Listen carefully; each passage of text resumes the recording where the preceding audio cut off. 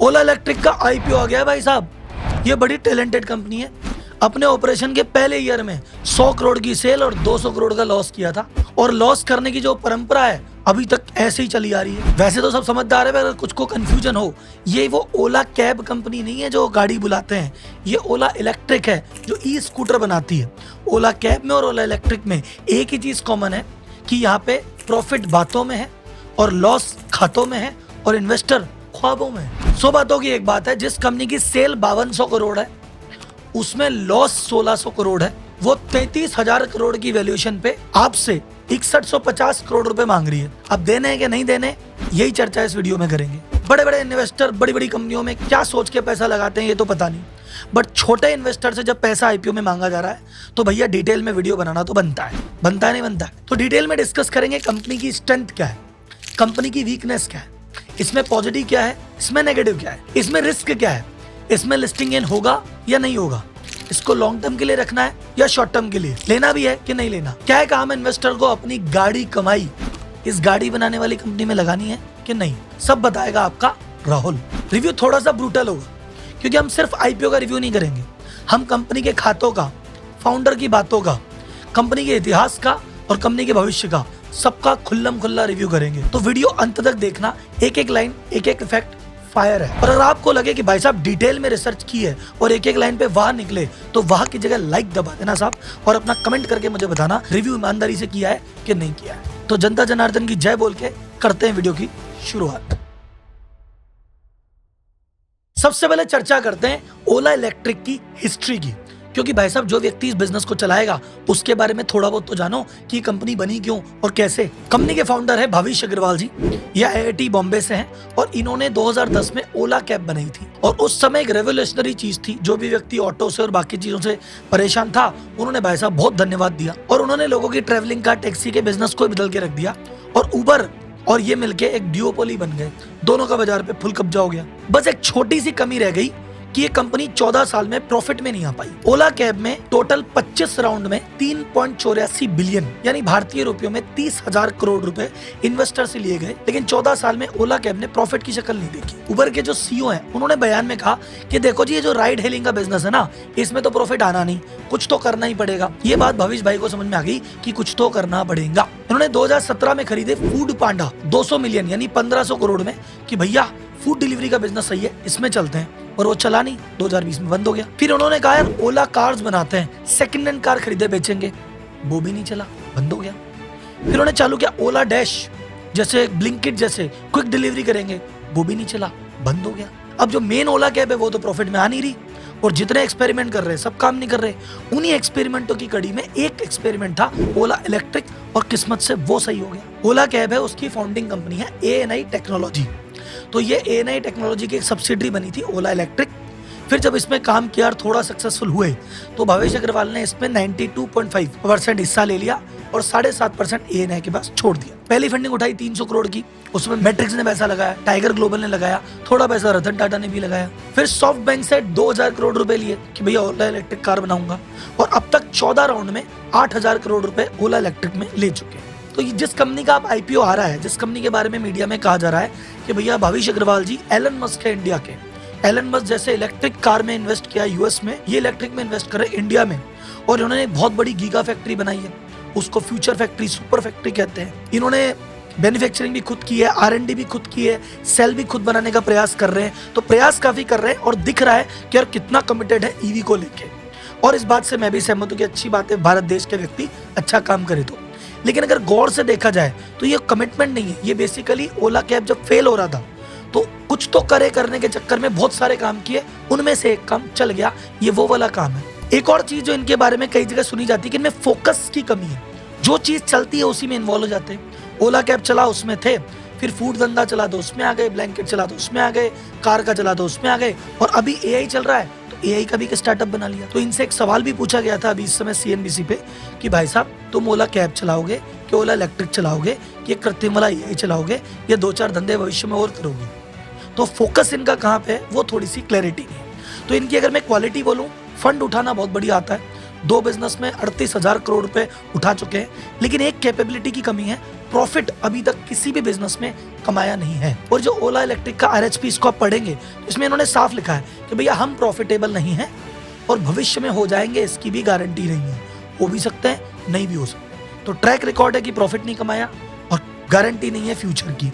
ये इनके फाउंडेशन की बात है। अब चलते हैं इसके IPO की डिटेल पे और इनके बिजनेस मॉडल पे, और भी बहुत सारी पॉजिटिव और नेगेटिव बात बताऊंगा, स्ट्रेंथ और वीकनेस बताऊंगा। अगर वीडियो अब तक मजा आ गया है तो भाई साहब आगे चलते रहना। अगर आपको लगता है कि अरे ये बात तो किसी ने बताई नहीं थी, ये तो पहली बार बता रहे हो, तो वीडियो को लाइक कर देना। तो सबसे पहले बात करते हैं कि भैया ये IPO में मांग क्या रहे हैं। ये कह रहे हैं भैया मेरे को 33,000 करोड़ की वैल्यूएशन पे 6,145 करोड़ रुपए चाहिए, 5500 करोड़ रुपए मैं कंपनी में लगाऊंगा और भाई साहब 645 करोड़ रुपए जो पुराने इन्वेस्टर है उनको फ्री करूंगा और थोड़ा बहुत स्टेक ये भी अपना बेच है। 2 तारीख को ये IPO खुलेगा, 6 तारीख को बंद होगा। 72 से 76 रुपए की प्राइस बैंड में आ रहा है। अब इनसे पूछा भाई 5500 करोड़ का करोगे क्या? बोले वो गीगा फैक्ट्री बन रही है, 1200 करोड़ रुपए उसमें चाहिए। रिसर्च एंड डेवलपमेंट में 1600 करोड़ रुपए चाहिए। 800 करोड़ रुपए से लोन लान चुकाऊंगा। 350 करोड़ रुपए चाहिए जनरल ग्रोथ और ऑपरेशन के लिए, बाकी इधर उधर में लग जाएंगे। तो 3,950 करोड़ रुपए का तो ब्रेकअप है, 1,550 करोड़ रुपए अदर्स में नहीं लग जाएंगे शायद। अब आते हैं इनके बिजनेस मॉडल पे। भाई साहब करती क्या है ये? भारत की पहली pure play electric vehicle company है जो सिर्फ इलेक्ट्रिक व्हीकल में डील करती है और देश की पहली ही EV प्लेयर है जो IPO लेके आ रहा है। क्योंकि जब इलेक्ट्रिक व्हीकल की बात चल रही थी तो जो बड़े बड़े प्लेयर है, हीरो है, बजाज है, TVS है, ये लोग सोच रहे थे पता नहीं क्या होगा क्या नहीं होगा, ये स्केप्टिकल थे, पता नहीं चीज चलेगी कि नहीं चलेगी। उस समय इन्होंने फर्स्ट मूवर बन के बाजार में एंट्री की और धीरे धीरे करते करते मार्केट की लीड हासिल कर ली। तो अगर मैं पिछले अभी जून 2024 की बात करूं तो बाजार का 47% शेयर इनके पास है और ये इस शेयर के हिसाब से मार्केट लीडर है। ये काम क्या करते हैं? ये इलेक्ट्रिक व्हीकल की मैन्युफैक्चरिंग करते हैं। अभी इनका मेन प्रोडक्ट स्कूटर है जो S1 या S1 Pro आप देखते हैं। दूसरा ये जो बिजनेस मॉडल में वर्क करते हैं, ये जो सेल की मैन्युफैक्चरिंग है वो भी ये खुद की करना चाहते हैं। ये खुद भी काम में लेंगे और आगे भी बेचेंगे। सेल क्या होता है साहब?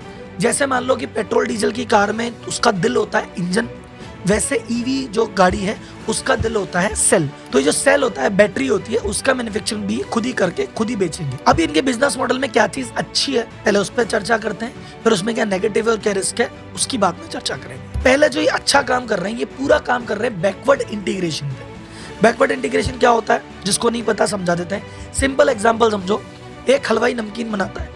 नमकीन बनाने के लिए वो बेसन कहीं से लाता है, मसाले कहीं से लाता है, नमकीन खुद बनाता है। यह है नॉर्मल बिजनेस। बैकवर्ड इंटीग्रेशन क्या है कि बेसन का प्लांट भी खुद डाल ले और मसाले भी खुद बनाने लग जाए, वो हो गया बैकवर्ड इंटीग्रेशन। आ गई बात समझ में? तो बैकवर्ड इंटीग्रेशन में क्या करते हैं, जो सबसे मेन चीज EV में काम आएगी वो आएगी सेल, बैटरी। ये उसकी रिसर्च एंड R&D पे पिछले 4 साल से लगे हुए हैं और ये कह रहे हैं हमारी खुद की सेल की टेक्नोलॉजी लेके आएंगे, खुद के सेल खुद बनाएंगे। मैन्युफैक्चरिंग की बात, जैसे कुछ लोग कहते हैं कि हम तो आउटसोर्स करवा लेंगे, नहीं, ये मैन्युफैक्चरिंग खुद करते हैं।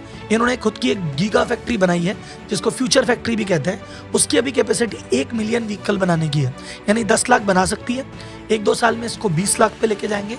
उनका फ्यूचर प्लान है कि इसको 10 मिलियन यानी 1 करोड़ की एनुअल कैपेसिटी तक लेके जाए। तो जितने ज्यादा स्केल पे लेके जाएंगे इनका प्रोडक्ट उतना ज्यादा सस्ता होता जाएगा। मैन्युफैक्चरिंग भी खुद कर रहे हैं, मैन्युफैक्चर करने की जो टेक्नोलॉजी है वो भी खुद ने डेवलप की है। इसके अलावा बैटरी के अलावा जो बैटरी पैक लगता है खुद बनाते हैं, जो सॉफ्टवेयर लगता है खुद बनाते हैं, इलेक्ट्रॉनिक जो लगते हैं खुद बनाते हैं, R&D खुद करते हैं, सेल्स एंड डिस्ट्रीब्यूशन के खुद के सेंटर डाल रखे हैं, सर्विस सेंटर खुद के डाल रखे हैं, यानी ऑलमोस्ट एंड टू एंड सब खुद करते हैं। किसी को मार्जिन इधर उधर देना ही नहीं, सब काम हम करेंगे, प्रॉफिट घर में बचाएंगे। बैकवर्ड इंटीग्रेशन का फायदा क्या होता है? कॉस्टिंग सस्ती पड़ती है। दूसरी चीज, क्वालिटी हमेशा इंश्योर रहती है, किसी पे डिपेंडेंसी नहीं रहती। ये तो हुई अच्छी बात है। अब इसमें रिस्क क्या है उस पर चलते हैं। पहला रिस्क, इन्होंने सब चीज इंटीग्रेट कर ली पर रॉ मटेरियल का भाई साहब इनका खुद का कोई जुगाड़ नहीं। रॉ मटेरियल तो लगेगा लिथियम और कोबाल्ट, वो आएगा चाइना से। तो जब तक वो आ रहा है तब तक तो सारा काम मक्खन चल रहा है। लेकिन भाई साहब जैसे हमारे इंडिया और चाइना के बीच पंगे होते रहते हैं, कल को सीमा पे कोई घटना हो जाए और चाइना पे कोई, इंडिया चाइना पे प्रतिबंध और चाइना इंडिया पे लगा दे, तो ये चीज खतरे में पड़ सकती है। दूसरा है कि भाई इनकी गीगा फैक्ट्री है, 10 लाख की कैपेसिटी, आगे 20 लाख होगी, आगे जाके 1 करोड़ होगी, बहुत अच्छी बात है। लेकिन पिछले साल इन्होंने कितनी गाड़ियां बेची? 3,60,000, यानी अभी तो कैपेसिटी का यूटिलाइजेशन ही 36% हुआ है। तो कैपेसिटी बनाई आपने इतनी बड़ी, जब तक वो पूरी यूटिलाइज नहीं होगी आपको एक्चुअल में बेनिफिट तो मिलेगा ही नहीं, बल्कि आप तो इतना बड़ा खर्चा करके इतना सामान बनाओगे तो आपके तो महंगा और पड़ेगा। तो अभी इंडिया में ईवी का स्कोप है, स्कोप बढ़ेगा, लेकिन कब तक ये 10 लाख का यूटिलाइजेशन करोगे, और उसके बाद क्या 20 लाख की डिमांड आएगी इंडिया में ईवी की, और उसमें ओला के पास इतने लोग आएंगे, ये एक सवाल है। तीसरा जो नेगेटिव पॉइंट है, ये खुद भी आरएचपी में मेंशन कर रहे हैं कि भैया देखो हमारी गवर्नमेंट की सब्सिडी पे बहुत ज़्यादा डिपेंडेंस है। अभी गवर्नमेंट ईवी पे सब्सिडी कुछ समय पहले दे रही थी 40,000 की, गाड़ियाँ मस्त बिक रही थी। गवर्नमेंट ने कह दिया भाई 40 नहीं, हम तो अब 20-25 हज़ार ही देंगे। तो जैसे ही गवर्नमेंट ने 25,000 की सब्सिडी हटाई, एक ही महीने में ओला इलेक्ट्रिक की सेल 58% गिर गई थी। अब उसके बाद गवर्नमेंट ने और आगे कह दिया नहीं 25,000 भी नहीं, अब तो 10,000 ही देंगे। तो गवर्नमेंट जब 40,000 की सब्सिडी दे रही थी, 25,000 की दे रही थी, तब भी ये प्रॉफिट में नहीं आए हैं, और गवर्नमेंट तो आगे जाके सब्सिडी कम करती जा रही है। तो जब ये कम कर देगी या बंदी कर देगी, तब प्रॉफिट में कैसे आओगे। एक इन्होंने जवाब दिया कि भैया जब हमारी स्केल बढ़ेगा तो हमारी कॉस्टिंग कम हो जाएगी, लेकिन स्केल बढ़ाने के लिए, फैक्ट्री बढ़ाने के लिए पैसा कहाँ से लाओगे, क्योंकि मेन चीज़ है वो फैक्ट्री बढ़ाने के लिए पैसा चाहिए। पैसा कहाँ से आएगा, या तो आएगा भाई साहब प्रॉफिट से, प्रॉफिट तो हो ही नहीं रहा, आगे भी होता नहीं दिख रहा, फिर कहाँ से लाओगे, आपसे। अभी ला रहे हैं ना आईपीओ में, वो जो 1200 करोड़ रुपए ले रहे हैं इस फैक्ट्री बढ़ाने को ले रहे हैं। चलो 1200 करोड़ में फैक्ट्री थोड़ी सी बढ़ जाएगी, वो उतनी कैसे जाएगी, तब क्या लाओगे। एक और रिस्क फैक्टर है, ये कह रहे हैं हम बैटरी की मैन्युफैक्चरिंग करेंगे और जो हमारी उसकी कैपेसिटी है उसको आगे बढ़ाएंगे। अभी भाई साहब हमारा शॉर्ट टर्म टारगेट है, इसको 20 गीगावाट पर आवर तक लेके जाएंगे, और लॉन्ग टर्म में इसको 100 गीगावाट तक लेके जाएंगे। बहुत अच्छे प्लान है, सुनने में अच्छा लग रहा है, हो गया तो मजा भी आएगा, प्रैक्टिकल नहीं लग रहा। 2018 में जो चाइनीज ईवी मेकर है BYD, उसने प्लांट लगाया था 24 गीगावाट पर आवर की कैपेसिटी से, वो वर्ल्ड का सबसे बड़ा प्लांट था। उसको 100 ले जाने में BYD को दिक्कत आ रही है, जो कि भाई साहब कोबाल्ट और लिथियम की खान के बगल में बैठा है। तो भाई साहब हम जो इतनी दूर बैठे हैं, जहाँ रॉ मेटेरियल की टेंशन है, हम इतनी बड़ी कैपेसिटी पे कैसे लेके जाएंगे, ये बहुत बड़ा सवाल है। कि ये क्लेम तो है, होगा क्या नहीं, इस पे बहुत बड़ा सवाल है। आरएचपी में लिखा है, बकायदा मेंशन किया है कि भैया अभी हम 1 गीगावाट पे, अगले साल जाएंगे 5 पे, फिर जाएंगे 10 पे, फिर जाएंगे 20 पे, और इसी बेसिस पे गवर्नमेंट इनको सब्सिडी दे रही है। अगर इनका टारगेट मिस हो गया ये वाला, गवर्नमेंट सब्सिडी फिर काट लेगी, लो लॉस में डबल लॉस। अच्छा, DRHP में मेंशन किया है कि जी हम तो ईवी सेक्टर में नए हैं, अभी हमको कौन सी एक्सपर्टाइज है, हो सकता है भविष्य में जाके कुछ क्वालिटी इशू आ जाए, हमसे बैठे ना बैठे। आप सोचो ना, दिसंबर 21 में तो पहली गाड़ी बाजार में उतरी है, और अगस्त 24 में 2.5 साल में IPO लेने आ गए। तो अभी तक तो भाई साहब स्टैब्लिश कहाँ किया, जब बड़ी बड़ी कंपनी को 20 साल 25 साल, Hyundai कितने सालों बाद आज IPO की बात कर रही है, यहाँ तो पैदा होते ही आ गए यार। ये कह रहे हम ये खुद बनाते हैं, इसमें रिस्क, ये बनाते रिस्क। एक सबसे बड़ा रिस्क इन्होंने कहा हमारी खुद की रिसर्च एंड डेवलपमेंट टेक्नोलॉजी है, उसके द्वारा हम अच्छी चीज बनाएंगे। बहुत अच्छी बात है सर, अभी तक करोड़ों रुपए वहां पे लग चुके हैं, और इस IPO में से 1600 करोड़ रुपए R&D में लगाने की बात हो रही है। 900 से 1000 आदमियों की टीम लगी हुई है। बट सवाल यह है साहब, फार्मा कंपनियों से आप देखो या ऑटो कंपनियों से देखो, R&D में बहुत पैसा जाता है, पर रिटर्न आएगा कि नहीं आएगा भरोसा नहीं है। कभी आता है तो बहुत मजा आता है, और नहीं आता तो नहीं भी आता। तो ये जा तो रहा है, आएगा क्या इसकी गारंटी थोड़ी है। और ये मैं नहीं बोल रहा, ये RHP में खुद ने मेंशन किया है। अब आगे बात करते हैं इसके फाइनेंशियल की, इसके प्रॉफिट की, इसके रेवेन्यू की, इसके लोन की, और इसमें क्या क्या नेगेटिव बातें हैं। अब आप बोलोगे राहुल जी नेगेटिव थी, अभी क्या थी? अभी तो बिजनेस मॉडल में छोटी मोटी कमियां बताई थी, नेगेटिव में अब बताऊंगा। पर उससे पहले एक ज्ञान की बात बताता हूँ। देखो भाई, भावेश भाई को तो पैसा उठाना आता था, इन्होंने तो 40,000 करोड़ इन्वेस्टर से उठा लिए, इनका काम तो चल गया। पर आपको और मेरे को तो नहीं आता ना, हमको तो पैसा कमाना पड़ेगा, बचाना पड़ेगा, और सही जगह इन्वेस्ट करना पड़ेगा।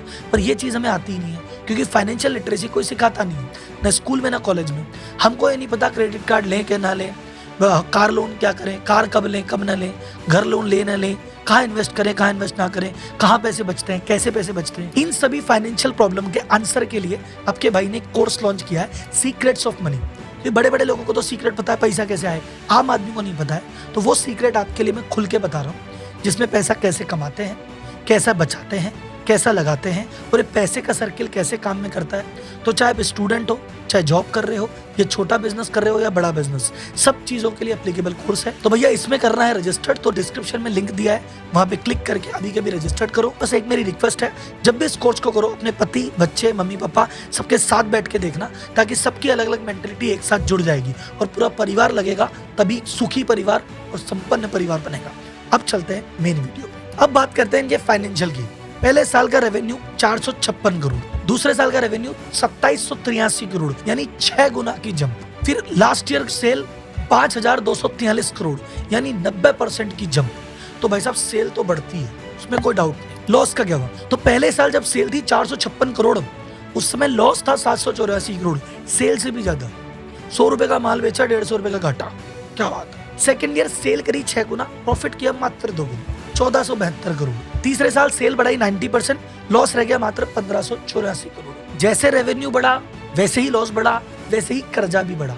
अब बात करते हैं बोरोइंग की। पहले साल जहां बोरोइंग थी 750 करोड़, अगले साल वो हो गई 1645 करोड़, अभी लास्ट ईयर हो गई 2390 करोड़। तो लॉस बढ़ रहा है, कर्जा बढ़ रहा है, बाकी सब ठीक है। तो बात करते हैं भाई साहब कंपनी में ओवरऑल क्या क्या पॉजिटिव लगता है, उस पर बात करते हैं। सबसे पहली बात जो इसमें पॉजिटिव है वो है ग्रोथ पोटेंशियल। कंपनी है इलेक्ट्रिक व्हीकल के मार्केट में। अब इलेक्ट्रिक व्हीकल के मार्केट में आपको पता है कि भाई आज की डेट में हर व्यक्ति जो पहले ईवी से दूर भाग रहा था, अब एक ना एक ईवी तो चाहता है। तो ये जो मार्केट पेनिट्रेशन है कई गुना बढ़ने वाला है। तो इंडस्ट्री तो वो है जो अगले 5-10 साल तक मल्टीपल ग्रोथ में जाएगी, ये एक पॉजिटिव है। सेकंड चीज है कि इनके पास ऑलरेडी ओला कैब है। लॉस में है तो क्या हुआ, वहां पे 125 मिलियन यूजर यानी 12.5 करोड़ लोगों का डेटा इनके पास है। तो वहां पे ये प्रैक्टिकली फ्री में मार्केटिंग कर सकते हैं अपने प्रोडक्ट की। तीसरी चीज फाउंडर की बात करते हैं, he is very very passionate.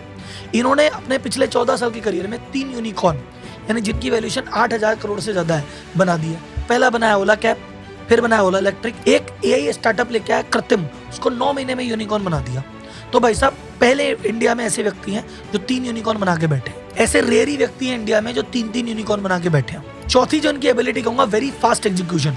इनको जो काम करना है फास्ट करना है, फास्ट करना है। सोचो अपन ने दिसंबर 21 में तो इन्होंने कहा कि हम पहली गाड़ी बना रहे हैं, 2.5 साल में आईपीओ, 4 साल में 1.5-2 साल में इतनी बड़ी फैक्ट्री खड़ी कर दी।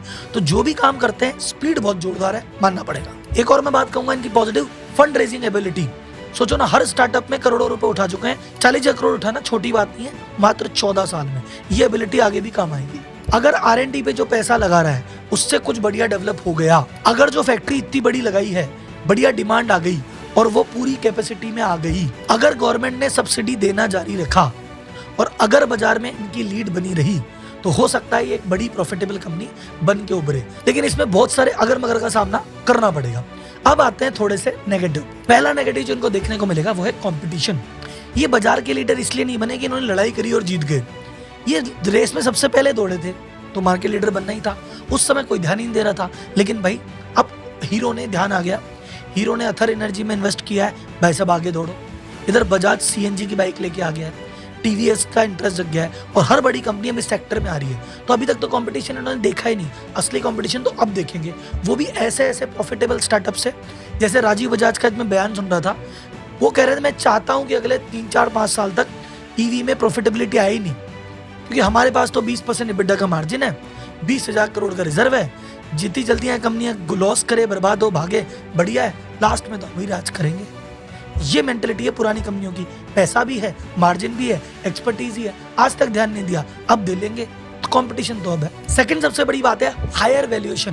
पहला भाई साहब तुमको बिजनेस का एक्सपीरियंस नहीं है, आज तक प्रॉफिट अर्न नहीं किया है, आगे के पता नहीं है, और उसके बाद जिस तरह की वैल्यूएशन मांगी जा रही है अपने सेल का 6 गुना 7 गुना, वो वाकई में ज्यादा है। तो अगर मुझे किसी ईवी सेक्टर की कंपनी में इन्वेस्ट ही करना है तो मैं किसी पुराने और प्रॉफिटेबल प्लेयर में इन्वेस्ट करूं, आप में क्यों करूं। तीसरा जो नेगेटिव ये है, इनकी डिपेंडेंसी गवर्नमेंट सब्सिडी पे बहुत ज्यादा है। अभी गवर्नमेंट ईवी की सेल पे भी दे रही है, जो बैटरी बन रही है उस पर भी दे रही है, 2-2 PLI स्कीम इनको मिल रही है। गवर्नमेंट ने आगे जाके एक भी कम कर दिया, बंद कर दी, तो उसका सीधा इंपैक्ट इनकी प्रॉफिटेबिलिटी पड़ेगा, जो कि वैसे भी नहीं है। अगला नेगेटिव यह है साहब, फोकस की कमी दिखती है। जैसा हमने बताया कि पिछले 14 साल में कितने स्टार्टअप में पैसा डाला, खरीदा, बेचा, हर नए बहाव के साथ बह गए। अभी AI आया तो कृत्रिम में घुस गए। इनको 2.5 साल हुआ है अभी स्कूटर में आए हुए, स्कूटर में पैर ढंग से जमे नहीं है। इस 15 अगस्त को कह रहे हैं हम बाइक लॉन्च करेंगे, आगे जाके प्लान है कि अगले साल हम कार लॉन्च करेंगे। तो भाई साहब अभी स्कूटर में पैर बनानी है, तुम बाइक पे जा रहे हो, कार पे जा रहे हो, तो वो जो एक ट्रेंड दिखता है कि फोकस की कमी है, हर नई जगह भागते हैं, वो भाई साहब कंपनी को थोड़ा डीरेल कर सकता है। अगला नेगेटिव ये है कि इसमें एम्प्लॉय टिकते नहीं है। एम्प्लॉय का एट्रिशन आप गेस करो कितना होना चाहिए। इनकी DRHP में मेंशन है, भाई आपके साल भर में कितने एम्प्लॉय बदल जाएंगे, 5%, 10%, 15, 20, इनके 47% चले जाते हैं। एम्प्लॉय के छोड़ने का रीजन बताया जाता है कि यहाँ पे अनरियलिस्टिक डेडलाइन दी जाती है। यहाँ पे एम्प्लॉय तो छोड़ो, बड़ी बड़ी इनके जो बड़े जो टॉप लीडरशिप है वो छोड़ के जाती है। इनफैक्ट इनका को-फाउंडर अंकित भाटी भी छोड़ के जा चुका है। बहुत सारे एम्प्लॉय ने ये रीजन दिया है कि जब फाउंडर चला गया, बड़े बड़े पोस्ट के चले गए, छोटे आदमी कैसे रुकेंगे, और उसमें मेन कारण है कि भविष्य जी का बिहेवियर भी बताया जाता है। कुछ एम्प्लॉय इनके बारे में कहते हैं कि सर एक बार एक कोई फैक्ट्री है जिसका गेट खुला रहना चाहिए था, गलती से किसी ने बंद कर दिया, तो इन्होंने कहा फैक्ट्री के 3 चक्कर लगा गया हो। ये मीटिंग्स में अगर रात को वीकेंड पे रात को 1-1 बजे मीटिंग के लिए टीम को बुला लेते हैं। कोई अगर रिपोर्ट में ग्रामर मिस्टेक है तो फाड़ के कागज फेंक देते हैं। ऐसी बहुत सारी रिपोर्ट्स इंटरनेट पे अवेलेबल है। तीसरा, कस्टमर डिससेटिस्फेक्शन। कस्टमर इनसे चीज ले रहे हैं क्योंकि अभी जिनको लेनी है उनके पास ऑप्शन ज्यादा नहीं है। अदरवाइज कस्टमर का अगर आप बात की जाए तो शुरुआत से इन्होंने जो जो वादे किए वो पूरे नहीं किए। इन्होंने पहली बार गजब मार्केटिंग की थी और जुलाई में बुकिंग खोली थी कि भाई साहब जिसको इलेक्ट्रिक व्हीकल लेना है बुकिंग करो। पहली कंपनी थी, ईवी का क्रेज था। मात्र 24 से 48 घंटों में 1 लाख बुकिंग आ गई और मात्र 48 घंटे में 1100 करोड़ रुपए की सेल हुई। ये अपने आप में एक रिकॉर्ड था। लेकिन कंपनी ने कहा तुम्हें अक्टूबर में डिलीवरी मिलेगी, अक्टूबर में मिली नहीं। फिर बोले नवंबर में मिलेगी, नवंबर में मिली नहीं। इनके कई वीडियोस आपको दिख जाएंगे कि जहाँ पे जिन्होंने बुकिंग करा रखी है वो प्रदर्शन कर रहे हैं इनके स्टोर के बाहर। फिर इन्होंने कहा दिसंबर फर्स्ट हाफ में मिलेगी, मिली नहीं। फिर दिसंबर सेकंड हाफ में जाके फाइनली गाड़ी मिली। गाड़ी मिलने के बाद भी गाड़ी में कई बार इशू देखे गए। कुछ गाड़ियां बड़े बड़े आग पकड़ ली।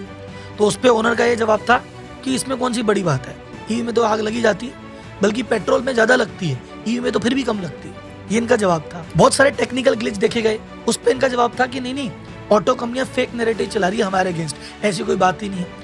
तो देखो, प्रोडक्ट में गलती हो सकती है क्योंकि जल्दीबाजी में बनाए, लेकिन उसको एक्सेप्ट करना कि ठीक है हमारी गलती, हम आते हैं देखते हैं। ये प्रोडक्ट रिकॉल नहीं करते। प्रोडक्ट में गलती है, कहते हैं अच्छा दिक्कत है तुम आके अपग्रेड करा लो। प्रोडक्ट रिकॉल नहीं करते।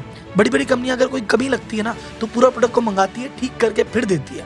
यहाँ ऐसा कोई सिस्टम नहीं है। तो ये तो मीडिया की खबरें हैं भाई साहब, लेकिन अगर आपने खुद ने ओला काम में लिया, आप किसी भाई ने पड़ोसी ने लिया और आपका ऐसा कोई अनुभव है तो कमेंट बॉक्स में शेयर करो, बताओ तो सही। एक नेगेटिव ये है कि आज तक कभी प्रॉफिट नहीं कमाया। कितनी कंपनियां चला ली, अलग अलग सेक्टर में चला ली, प्रॉफिट आता ही नहीं है। तो शायद ओनर की फिलोसॉफी में ही नहीं है कि प्रॉफिटेबल कंपनी चलाना। Could be a problem. जब कंपनी लिस्टेड होगी तो ये दिक्कत हो सकती है। और सोचिए एक बार, पिछले 14 साल में इन्वेस्टर का 40,000 करोड़ लग गया और एम्प्लॉय कहीं निकल गए, को फाउंडर निकल गए, तो कंपनियों में प्रॉफिट नहीं आ रहा। तो भाई साहब भविष्य अग्रवाल भी क्या ही कमा रहे होंगे। इनकी सैलरी पक्की है, 6 करोड़ सालाना सैलरी है प्लस 3 करोड़ का वेरिएबल है। तो कंपनी के प्रॉफिट लॉस से मतलब नहीं है, अपनी सैलरी तो आ रही है और थोड़ा बहुत एग्जिट सेकेंडरी में जाता ही है और यहाँ भी थोड़ा बहुत स्टेक तो अपना बेच ही रहे। अब आते हैं वीडियो की समरी पे। तो समरी का पहला स्टेटमेंट सुन लो साहब, मैं रजिस्टर्ड फाइनेंशियल एडवाइजर सेबी द्वारा नहीं हूँ। तो मेरी एडवाइस को आप ऐसे मत लेना कि राहुल जी ने कह दिया वही फाइनल। आप मेरी एडवाइस से शुरुआत करें, आपकी खुद की रिसर्च करें, रजिस्टर्ड एडवाइजर से एक्सपर्ट लें। आपका पैसा है, आपकी मर्जी होनी चाहिए। मैंने मेरी ओपिनियन दी है, आप अपना दिमाग जरूर लगाएं। हो सकता है सर ओला के जितने भी इफ हैं वो सब सही हो जाएं। हो सकता है इनकी R&D अच्छा वर्क करे, फैक्ट्री चल जाए, ये मार्केट लीडर बने रहें, गवर्नमेंट सब्सिडी आती रहे और ये बहुत बड़ी फैंटास्टिक अपॉर्चुनिटी भविष्य में जाके हो जाए। बट अभी इसमें बहुत सारे अनिश्चितता है।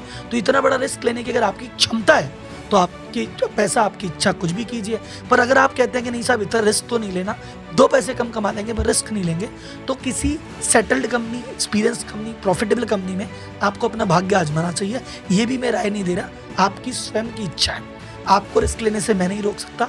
मैं बस ये बता सकता हूँ कि भविष्य किसने नहीं देखा। हम पास्ट के बेसिस पे, कुछ फैक्ट के डेटा के बेसिस पे अपनी राय रख रहे हैं। हो सकता है राय सही हो, गलत हो, हमें पता नहीं है, मैं भविष्य नहीं दिखता। आप अपना डिसीजन अपने हिसाब से ले, क्योंकि पैसा आपका, मर्जी आपकी। अब जो भी IPO, मेजर IPO आएगा उस पर आपका भाई वीडियो करेगा। ये वीडियो अच्छी लगी तो अपना प्यार लाइक और कमेंट के जरिए मुझे जरूर बताना। और हाँ, जाते जाते उस सीक्रेट्स ऑफ मनी का जो कोर्स है वो जरूर ले लेना, लिंक उसका डिस्क्रिप्शन में है। आप मुझे दुआएं दोगे। तो अगली वीडियो में फिर मिलता हूँ, तब तक के लिए धन्यवाद। जय हिंद।